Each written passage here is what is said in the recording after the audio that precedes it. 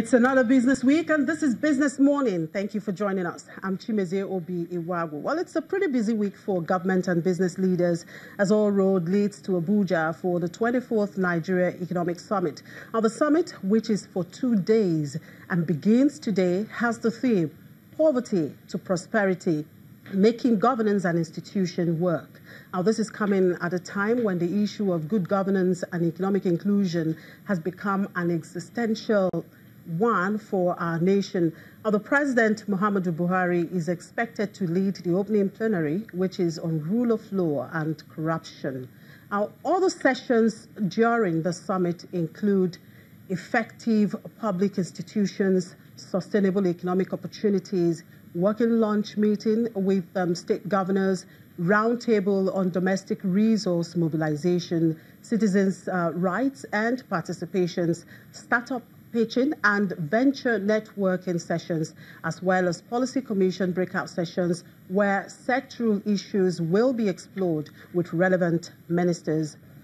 And also, this year's Nigerian banking sector report will be launched today in Abuja by one of the leading investment banking and financial advisory firms, AfroInvest. It is the 13th edition of the report, and this time the report is titled An Economic Agenda for a New Government.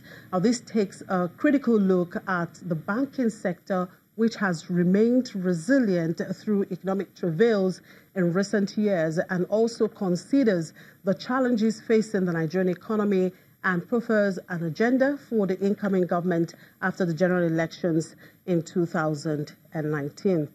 And other things lined up for the week. On Wednesday, October the 24th, the 2018 annual conference of Nigerian Institute of Chartered Arbitrators will commence in Abuja with the theme Arbitrators and ADR in Africa, Challenges, Gains and Lessons for the Future.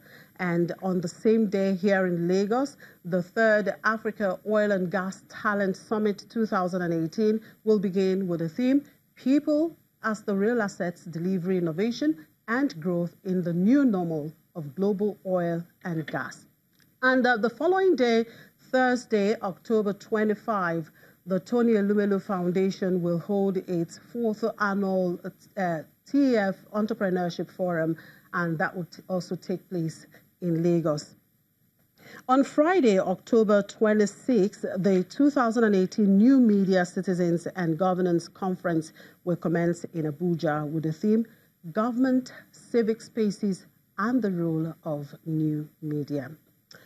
Well, it's indeed a busy week, and of course, there are a number of economic data to be released by the National Bureau of Statistics this week, including the September disbursement of the Federation Account Allocation Committee. In the meantime, let's take a peep into the Nigerian Stock Exchange for a review of last week's market activities. My colleague, Temple Ashaju, has all the details. Good morning, Temple. A beautiful Monday to you. Good morning, Chimeze. Good to have you back on Business Morning, actually. Thank you. Right, Roland, with the market data for the week, how did last week perform? So we saw, usually, traditionally, we start with the equities. This is the stock exchange, so we kick off with that. We saw the return being positive, second week in a row. This week, we had a 1.19% increase in the all-share index. That's the key benchmark indices, which settled as 32,841.69 basis points now. Equity capitalization also closed at 11.9 trillion naira. If you look at the activity level, we were positive as well. Volume, we got 1.38 billion units of shares traded for the week out of the 3 positive trading days that we had, as against 2 negative of the 5 trading sessions. The value was 15.149 billion naira. And if you take a look at the deals, it all happened in just 13,478 deals. In terms of the sectors now, performance was a bit mixed. We got 104 basis points movement in the banking sector. You take a look at the consumer goods sector, it was a decline of 0.63% as a result of the negative movements we saw in major names like Unilever.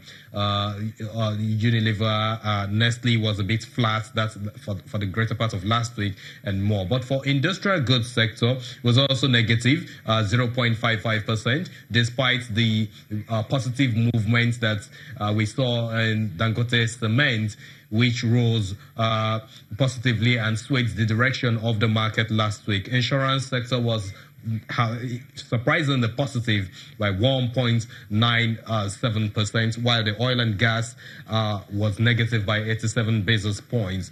If you move on to the other activities that we saw in the markets last week, we had more of corporate earnings released, especially in the banking sector. Zenith Bank, UBA, GT Bank were the key banks that released their earnings last week, and we're hoping that this week we'll also be seeing more of the earnings, especially from the banking names, given the fact that this is an earnings season. Q3 results are going to be trickling in more and more for investors to digest the performance for the third quarter of the year.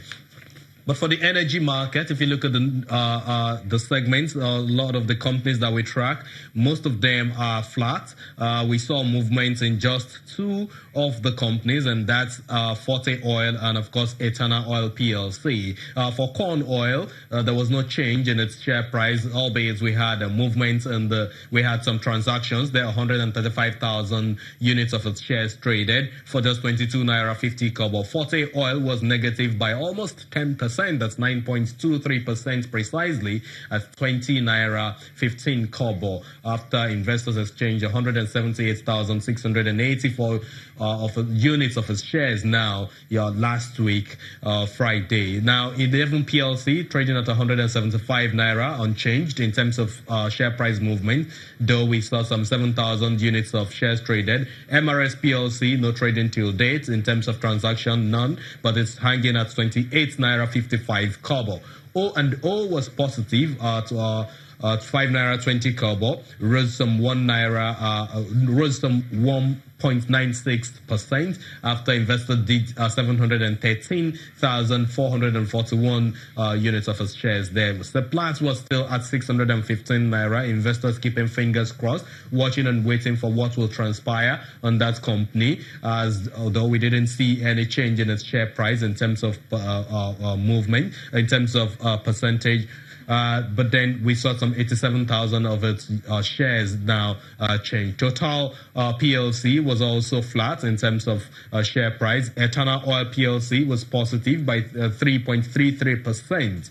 And we saw some 392,888 units of its shares being transacted last week. Japol was another company that also moved, though trading at 21 kobo and saw no change in price, albeit it's the company that has the highest movement by 3.44 million units of its shares being traded.